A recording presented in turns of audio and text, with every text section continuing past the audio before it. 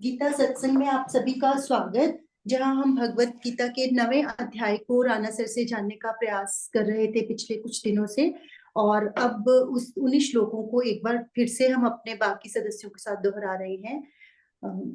Sir को प्रणाम और निवेदन कि आज के इस गीता सत्संग की शुरुआत करें। ओम वसुदेव सुतं सुतं देवं कंस देवकी परमानंदं कृष्णं वंदे जगद्गुरुं। सभी को बहुत बहुत प्रणाम। जैसा कि आप जानते हैं कि हम गीता जी का 9वें अध्याय का रिवीजन कर रहे हैं और आज बारी है श्लोक नंबर 9 की, और इसे लेने जा रही हैं कुसुम बहन जी। कुसुम बहन जी से अनुरोध के आज की चर्चा की शुरुआत करें श्लोक नंबर 9 से।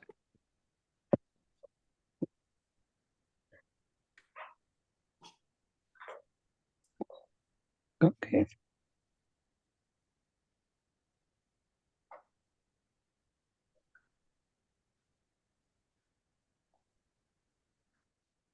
कुसुम जी,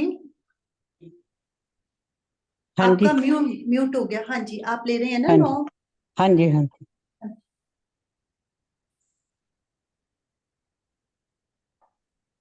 ओम परमात्मने नमः।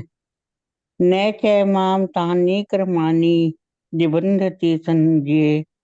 उदासीन उदासीन उदासीन मस उदासीन सक्तम तेषु कर्मसु। इसमें भगवान जी ये कह रहे हैं कि प्रकृति के अधीन होकर मैं जो मनुष्यों की रचना करता हूँ, प्राणी जगत की रचना करता हूँ, वो जो कर्म जो है वह विविध प्रकार अनेक प्रकार से रचना करते हैं। जो कर्म है मेरे को बांधते नहीं है, मैं उदासीन की तरह रहता हूँ। तो भगवान का उदासीन करने का मतलब ये है कि जो जो कर्म करते हैं कर्म करते हैं उनका उत्पन्न उदासीन के तहत उनके उत्पन्न होने से वे हर्षित नहीं होते और उनके सृष्टि में लीन होने से वे खीन नहीं होते। क्योंकि उदासीन तो इंसान इसलिए नहीं होते क्योंकि जो सृष्टि जिस क्योंकि जिस वस्तु की कोई सत्ता ही नहीं है उसके प्रति उदासीन क्या होना। भगवान कहते हैं कि जो सृष्टि के सृष्टि का उत्पत्ति स्थिति और प्रलय है सब परमात्मा के अधीन है। परमात्मा ही उसके रचनहार हैं। उनके बिना परमात्मा के बिना उनकी कोई सत्ता ही नहीं है। इसलिए भगवान अपने आप को कर्म कर्म करते हुए भी असक्त नहीं होते। और परमात्मा ने इसमें ये कहा है भी तुम लोग भी जो संसारिक जो भगवान की के सिवा इस दुनिया में कोई किसी की भी सत्ता नहीं है। तुम भी जो कर्म करते हो उसमें तुम्हारा फल की इच्छा नहीं होनी चाहिए। जो फल की इच्छा रखते हैं, जो फल उससे आसक्ति पैदा होती है, आसक्ति से बंधन पैदा होते हैं और बंधन से इंसान बन जाता है और वो आवागमन के चक्कर में पड़ा रहता है। इसलिए परमात्मा कहते हैं भी अपना तुम कर्म करो पर उसमें आपने बंधना नहीं है। बंधन ही इंसान के पतन का कारण है।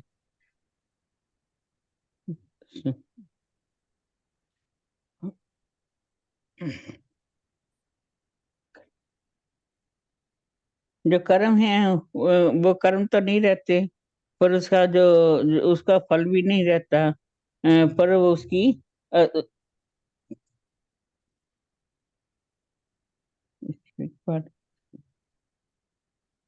पर बंधन रह जाता है।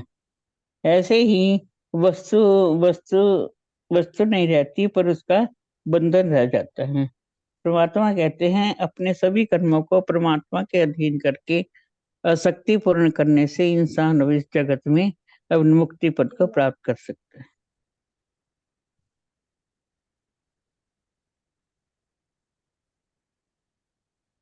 कुछ और कहना चाहेंगे? बस बस चलिए, थैंक यू। इस श्लोक में भगवान जी, वैसे तो आपको ध्यान होगा कि चौथे अध्याय में भी, जहाँ पर, एक मिनट, तीसरे में था या चौथे में, ध्यान है आपको, जहाँ पर भगवान जी ने कहा था कि इस जगत की उत्पत्ति का मैं ही कारण हूँ, कारण। लेकिन मैं बंधता नहीं हूँ। हाँ जी। है किसी को याद?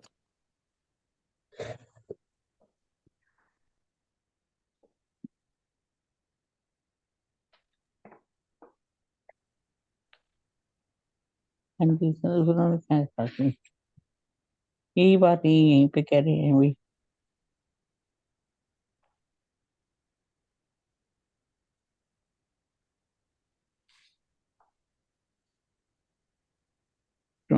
किस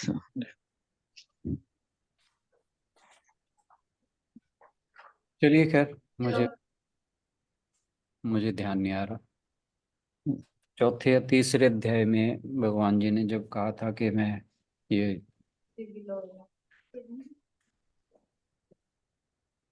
साधुओं की रक्षा के लिए और दुष्टों की के संहार के लिए मैं बार बार इस जगत में आता हूँ, तो वहीं पर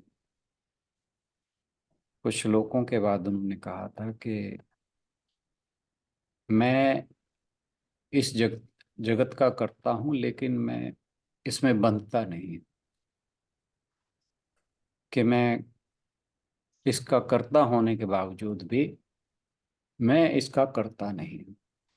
तो यहाँ पर भी भगवान जी ने लगभग वैसी ही बात कही है। वो ये कह रहे हैं कि ये जो, क्योंकि बात थी सृष्टि की, सृष्टि में जब उनकी रचना होती है, क्योंकि यहाँ पर जो बात चल रही है वो ये चल रही है कि किस प्रकार से जो भूतग्राम है वो सृष्टि के प्रलय के बाद उसी में विलीन हो जाता है, और जैसे ही सृष्टि का आरंभ होता है, वे अपने अपने संस्कारों और जो कामनाएं हैं उनके कारण वे फिर इस जगत में शरीर धारण करते हैं, और इस प्रकार वे आवागमन के चक्कर में चलते रहते हैं। और यहाँ पर फिर भगवान जी कह रहे हैं कि भगवान जी ये सृष्टि आदि कर्म तो करते हैं, यानी वे सृष्टि को, उसकी सृजन करते हैं, उसका पालन करते हैं, उसका संहार करते हैं।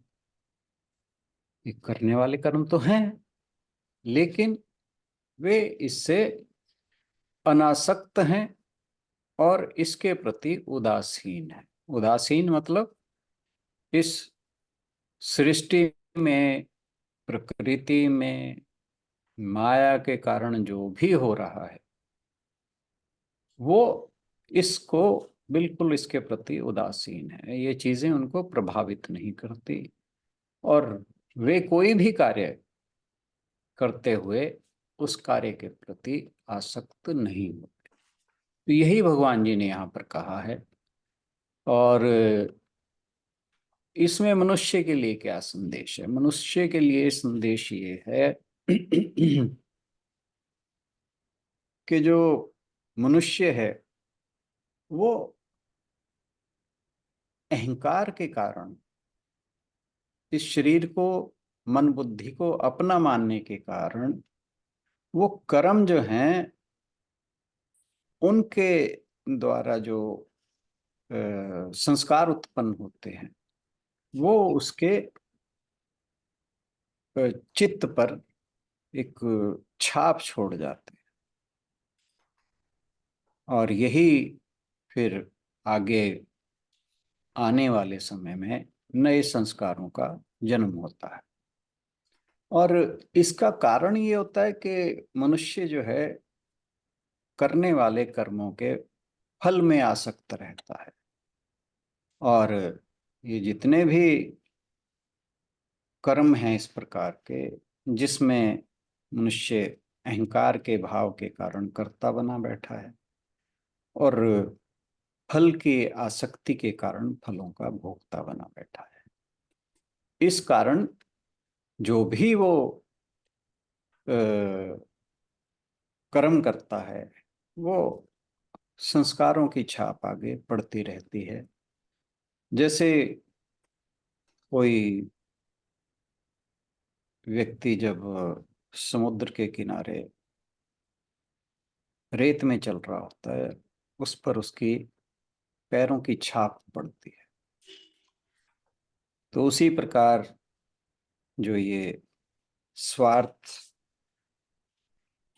के रूप में किए जाने वाले कर्म हैं, अहंकार के वश होकर स्वार्थपूर्ण कर्म मनुष्य के द्वारा किए जाते हैं, उनके जो फल हैं वो नए नए संस्कार की छाप उसके चित्त पर पड़ती रहती है, जिससे मनुष्य फिर कभी भी आवागमन के चक्कर में नहीं निकल पाता।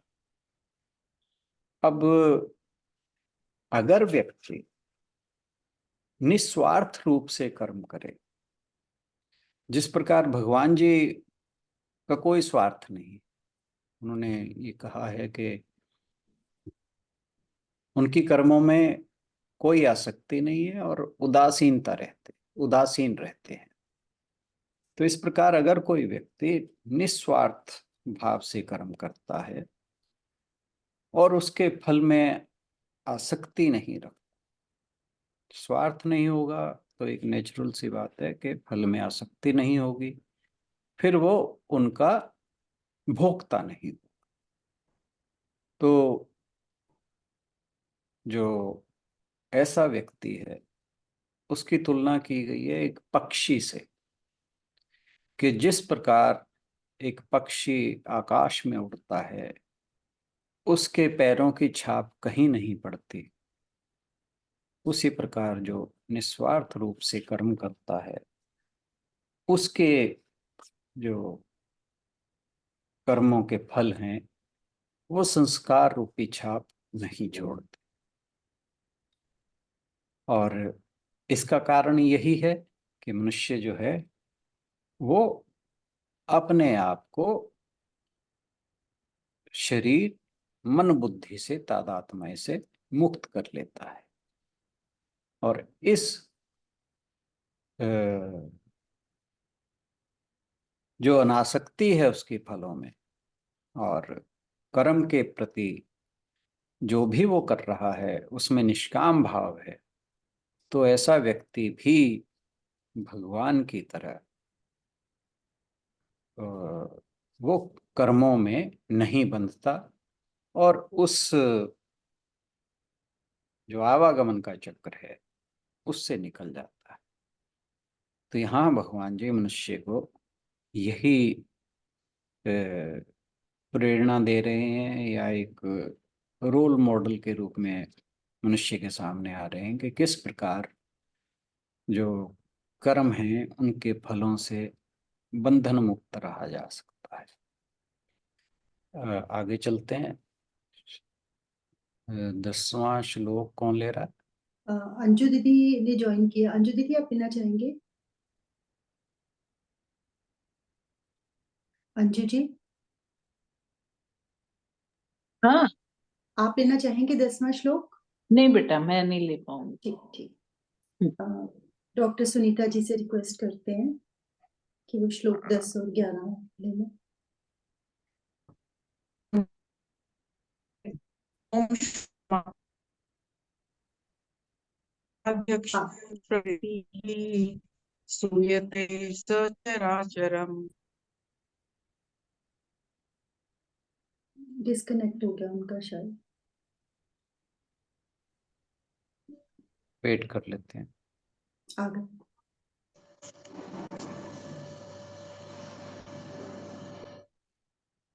हो गया, करूं शुरू? हाँ जी, हाँ जी। मयाध्यक्षेन प्रकृति ही सूयते सचराचरम हेतु नानेन कौन्तेय जगद्वि परिवर्तते। इसमें भगवान जी कह रहे हैं, हे अर्जुन, मुझ अधिष्ठाता के सकाश से प्रकृति चराचर सहित सर्व जगत को रचती है और इस हेतु से ही यह संसार चक्र घूम रहा है। जैसे कि हम पहले बात कर चुके हैं कि वो भगवान जी खुद कुछ नहीं करते हैं, वो सिर्फ साक्षी हैं। और वो इस प्रकृति उस मतलब ये जो प्रकृति की कल्प का शुरुआत होती है, कार्य को करने के लिए वो अपनी प्रकृति में प्राण फूंकते हैं, जिससे कि वो इस काम के प्रति जिम्मेदार हो जाते हैं। लेकिन वो सिर्फ साक्षी हैं। जो हो रहा है उसके प्रति वो बिल्कुल निश्चिंत, उसके प्रति निश्चिंत और अनासक्त, उनकी किसी चीज से कोई आसक्ति नहीं है। पर उनकी निकटता की वजह से ही प्रकृति को वो अपनी क्रिया करने की शक्ति मिलती है। उसी तरह से जैसे सूर्य की किरणों को सूर्य के निकटता की वजह से शक्ति मिलती है, और सूर्य जिसके रोशनी में जैसे हर काम होता है, उसके लिए सूर्य रिस्पॉन्सिबल नहीं होता है कि काम कैसे हो रहा है कि नहीं। उसका काम है वो रोशनी और वो उष्णा देना। उसी तरह परमात्मा की शक्ति की वजह से, कि परमात्मा से निकटता की वजह से प्रकृति को शक्ति मिलती है, और वो इस सब सरासर चराचर जगत को की उत्पत्ति होती है। जैसे यहाँ पे हमने किया था कि एक किसान है, वो बीज बोता है, उसको धरती आगे बढ़ाती है, और फिर वो मतलब धरती की वजह में ही फिर उसको बाकी होता है, तो वो बढ़ता है ऊपर। उसी तरह प्रकृति भी है, और बीज तो वो परमात्मा का है, वो ही वो शक्ति प्रदान करते हैं प्रकृति को, और बाद में प्रकृति के वजह से अव्यक्त से अभिव्यक्ति होती है। जिस तरह से एक मैग्नेट जो होता है वो लोहे के प्रति उदासीन होता है, उसी तरह से परमात्मा भी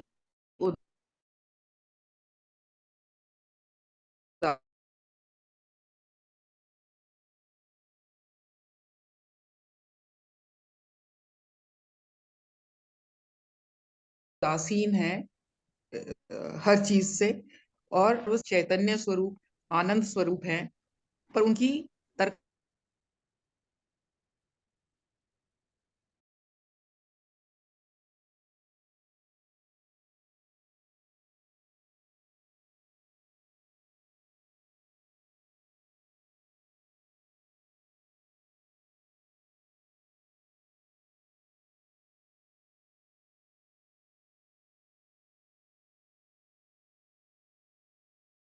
कंटिन्यूअसली विकास चल रहा है। एक और अनेक एक ही हैं दोनों, क्योंकि परमात्मा ने ही कहा, सोचा कि मैं एक से अनेक हो जाऊं, तो वो एक से ही अनेक होने का उन्होंने संकल्प लिया, और यह सब अनेक जो है वो अल्टीमेटली एक ही तरफ वापस हो जाते हैं। तो इसमें हम कह सकते हैं कि संसार, परमात्मा को तो किसी चीज की इच्छा नहीं है, उनको किसी कोई उद्देश्य उनका ऐसा नहीं था, तो आनंद उनका उद्देश्य नहीं था, तो उन्होंने इस सृष्टि की रचना क्यों की? वो तो सिर्फ साक्षी हैं और वो इच्छा रहित है, लेकिन ये जो सृष्टि है वो भी एक भ्रम ही है। तो इसलिए ये कोई क्वेश्चन ही नहीं है कि उन्होंने इस सृष्टि की रचना क्यों करी। ही सेज, परमात्मा कहते हैं कि वो उत्पत्ति करते हैं, लेकिन फिर बाद में वो कहते हैं कि मैं इससे अप्रभावित भी रहता हूँ। सिर्फ प्रकृति ही सक्रिय है, और क्योंकि प्रकृति उनके निकट है, उनकी शक्ति उसको प्रदान हुई है, तभी वो ये सारा काम कर सकती है। जैसे कि एक राजा है या किसी कंपनी का सीईओ होता है, वो खुद कुछ नहीं करता है, लेकिन उसने सबको डिप्यूट कर रखा है, सबके अंडर उसने डिवाइड कर रखा है, सब कुछ काम सब हो रहे हैं, लेकिन वो राजा ही उसका साक्षी है। अल्टीमेटली सबको वो राजा के पास ही आके उसका जवाब देना होता है कि क्या हुआ और क्या नहीं हुआ। इसी तरह से अच्छा, इसमें फिर एक प्रश्न लास्ट में आपने कहा बताया था कि एक प्रश्न हो सकता है कि अगर सब कुछ प्रकृति ही करती है, तो फिर हमें भगवान को जानने की क्या जरूरत है। तो प्रकृति तो हमें जन्म मरण के चक्कर में डालती है, पर वो परमात्मा जो है वो हमें इस जन्म मरण के चक्कर से छुड़ाता है। वो ही सच है, वो ही सत्य है, और जगत जिसको हम सत्य मानते हैं वो असत्य है। तो इस वाले में तो इतना ही बोलूंगी मैं।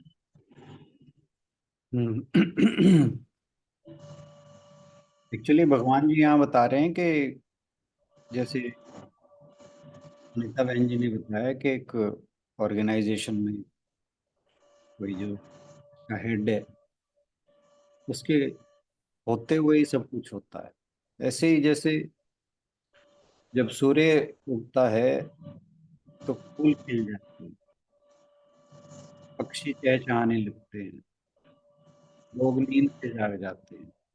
सूर्य ने उन्हें उठाया नहीं, किसी को जगाया नहीं, किसी को कहा नहीं कि पक्षियों को कि तुम गाओ, फूलों को कहा नहीं कि तुम खिलो।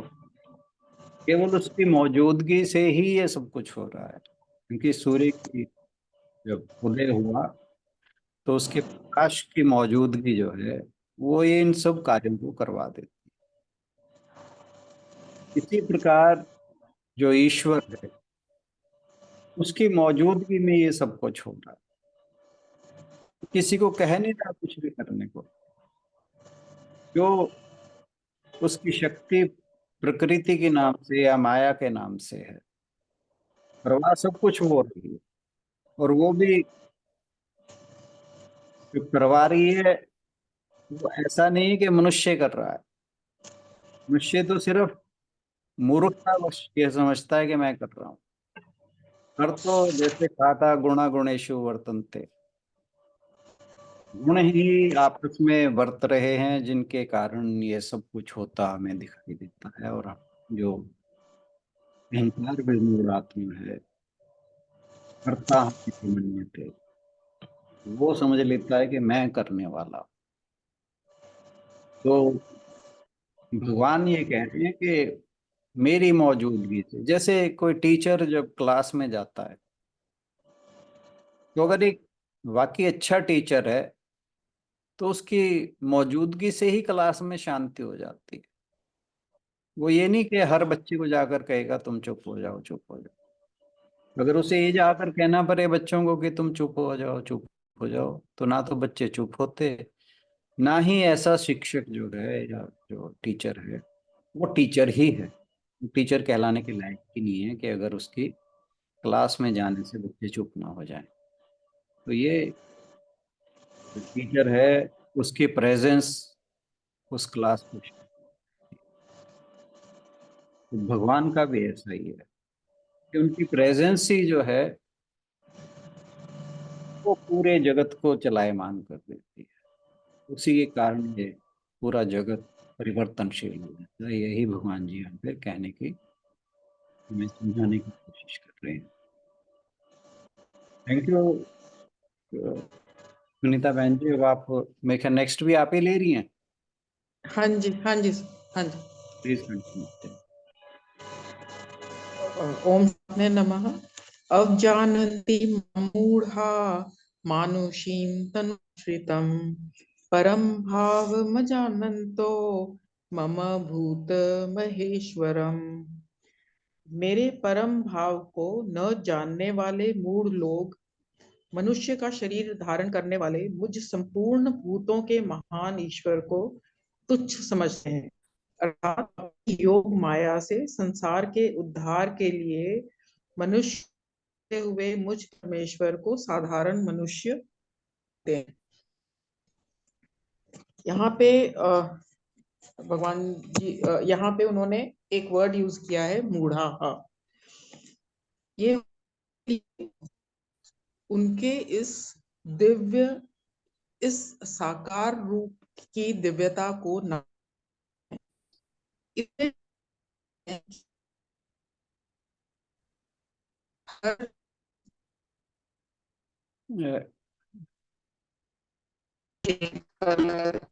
तो फिर मैं ये साकार रूप नहीं बना सकता। सुनीता बहन जी, बीच में आपकी आवाज छूट गई थी। सर फिर से शुरू करूं क्या? वीडियो ऑफ करने के लिए बोल दें, आज शायद नेटवर्क उनका पुअर है। फिर से शुरू करूं क्या? हाँ जी, शुरू कर ही दीजिए। अवजानन्ति मां मूढ़ा मानुषीं तनुमाश्रितं परम भावमजानन्तो मम भूत महेश्वरम। यहाँ पे भगवान जी ने एक वर्ड यूज किया है, मूढ़ा। ये उनके लिए है जो इस भगवान के इस साकार रूप की दिव्यता को डिनाई करते हैं। ये वर्ड उनके लिए उन्होंने यूज किया, और उसमें उन्होंने ये बताया कि मेरे इस दिव्य रूप को जो इस रास्ते पे जितना चला है या उसको जितना ज्ञान है, वो उतना ही मेरे को देख सकता है। अगर वो एक ज्ञानी है तो मेरे इस रूप में भी दिव्यता देख सकता है, और उसको अगर कोई ज्ञान नहीं है तो मेरे इस रूप को वो अपने जैसा ही एक रूप मानता है। इसमें बताते हैं कि ये मतलब इसमें बेसिकली उन्होंने अपने दिव्य अवतार की चर्चा की है। वो अव्यक्त हैं, लेकिन उनका भक्त अगर उनके साक्षात दर्शन करने की इच्छा रखता है तो वो अपने अव्यक्त रूप को व्यक्त भी बना सकते हैं, मतलब वो एक साकार रूप में अवतरित होते हैं, तभी वो कभी कभी प्रकट होते हैं। और पहले भी उन्होंने चैप्टर 4 में भी उन्होंने चौथे अध्याय में भी कहा था कि धर्म के लिए, भक्तों के लिए, साधुओं के लिए वो अवतरित होते हैं, उनका ध्यान रखने के लिए, उनका भला करने के लिए और दुष्टों का नाश करने के लिए। जो मनुष्य का शरीर धारण करते हैं, यही अवतार, इसी को अवतार बोलते हैं, वो अवतरित होते हैं। और इसी तरह उनकी दिव्यता का आंशिक रूप से समय समय पर अवतरण होता रहता है, चाहे वो ईसा के रूप में, क्राइस्ट के रूप में हो, चाहे रामकृष्ण परमहंस के रूप में हो, चाहे विवेकानंद जी के, चाहे रमन महर्षि, इस तरह से वो समय समय पर बाकी लोगों के कल्याण के लिए अवतरित होते रहते हैं। वो खुद तो एक पूर्ण संपूर्ण दिव्यता है और साकार रूप, बिल्कुल 16 कला संपूर्ण, जिसको आपने बताया था। और उनकी जो वेशभूषा जो वो लेते हैं, उस वेशभूषा से उनकी जो दिव्य शक्ति है उसकी अभिव्यक्ति नहीं होती है। वो बिल्कुल ही एक साधारण जन की तरह होते हैं। उनके अंदर क्या है जो बिल्कुल ही इनमेजरेबल है, उसको हम नाप नहीं सकते हैं, उसको हम डिस्क्राइब नहीं कर सकते हैं। उसका हमारे पास, क्योंकि हम सीमित लोग हैं, तो हम उस असीमित अनंत को हम डिस्क्राइब नहीं कर सकते हैं। लेकिन कुछ लोग हैं जो समझते हैं कि नहीं, ये भी हमारी तरह ही साधारण है, इसमें और हमारे में क्या फर्क है, कोई फर्क नहीं है। कई बार ये ऐसा होता है कि हम लोग किसी से मिलते हैं और हमें लगता है कि ये तो साधारण मनुष्य है, लेकिन थोड़ा टाइम स्पेंड करने के बाद हमें लगता है कि नहीं, वो साधारण नहीं है, वो एक असाधारण है। कई लोग हैं जो पहले उनको देख के लगता है कि ये तो असाधारण होगा, पर जब आप उनको फॉलो करते हैं तो आपको पता चलता है कि ये तो बिल्कुल ही साधारण है और इनका कोई इनकी वो नहीं है। तो इसीलिए जो मूढ़ मनुष्य हैं, जिनको इस चीज की समझ नहीं है, वो उपहास, भगवान कहते हैं कि वो मेरा उपहास करते हैं, कि समझते हैं कि मैं भी उन्हीं के जैसा हूँ। और जो मेरा वो जो एक लोक महेश्वरम रूप है, उसको वो नहीं पहचानते हैं। मतलब भीतर से महान है, ऊपर से तो मैं साधारण बाकी लोगों की तरह ही दिखता हूँ। जो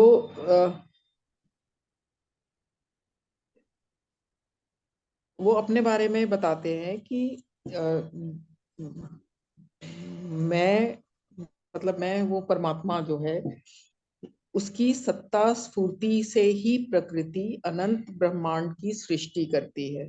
प्रकृति का संचालक, शासक, संरक्षक, प्रवर्तक, जिसकी इच्छा के बिना पत्ता भी नहीं हिल सकता, ऐसा मेरा स्वभाव है।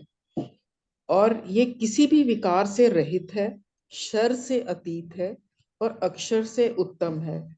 और वेदों में मुझे पुरुषोत्तम के नाम से जानते हैं। ये मेरा रूप है जो कि मूढ़ व्यक्ति नहीं जानते, इसलिए वो मेरी अवज्ञा करते हैं, बिल्कुल। मेरी महिमा को नहीं समझते।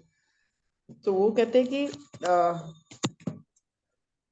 अगर मनुष्य शरीर धारण किया तो मूढ़ लोग यही कहते हैं कि अगर ये मनुष्य शरीर धारण किया है तो इसमें डिविनिटी क्या है। लेकिन वही है कि जितना जिसकी नॉलेज है वो उतना ही देख पाता है। अगर वो जो ज्ञानी हैं, जो इस रास्ते पे चले हुए हैं, उनको उस मनुष्य शरीर के अंदर की दिव्यता भी दिखती है, और इन जो नहीं है उनको उनकी कोई दिव्यता नहीं दिखती है। जो श्रद्धावान है उसके लिए मंदिर की दीवार भी पूजनीय होती है, जो अश्रद्धावान है उसके लिए मंदिर पड़ी हुई मूर्ति भी एक पत्थर ही है। तो इस तरह ऐसे ही जब यहाँ पे एक इंद्र भगवान की हमें एग्जाम्पल दिया था कि उनको जब कृष्ण जी ने अपने पिताजी से कहा कि आप इंद्र की पूजा क्यों करते हैं, आपको परमात्मा की पूजा करनी चाहिए। तो जब इंद्र को पता चला कि इसने मना किया, और तो उनको बहुत गुस्सा चढ़ा, क्योंकि उनको इस रूप में वो डिविनिटी नहीं दिखी, उनको नहीं पहचाना उन्होंने। तो उन्होंने फिर उनको गुस्सा चढ़ा, फिर उन्होंने बहुत तेज बारिश की कि फ्लड आ जाएगा। तो कृष्ण जी ने अपनी छोटी उंगली पे गोवर्धन पर्वत उठा के फ्लड को रोक दिया। जब इतना सब कुछ हुआ तो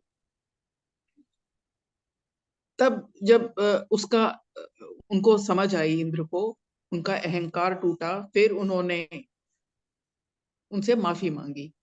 लेकिन जब अगर वो इंद्र जैसे वो भी एक देवता हैं, तो अगर उनको भी ऐसा भ्रम हो सकता है, तो आम मनुष्य तो उसको तो भ्रम हो ही सकता है, उसके लिए हम कुछ नहीं कह सकते। मतलब हम लोग को तो हो ही सकता है कि ऐसा हुआ।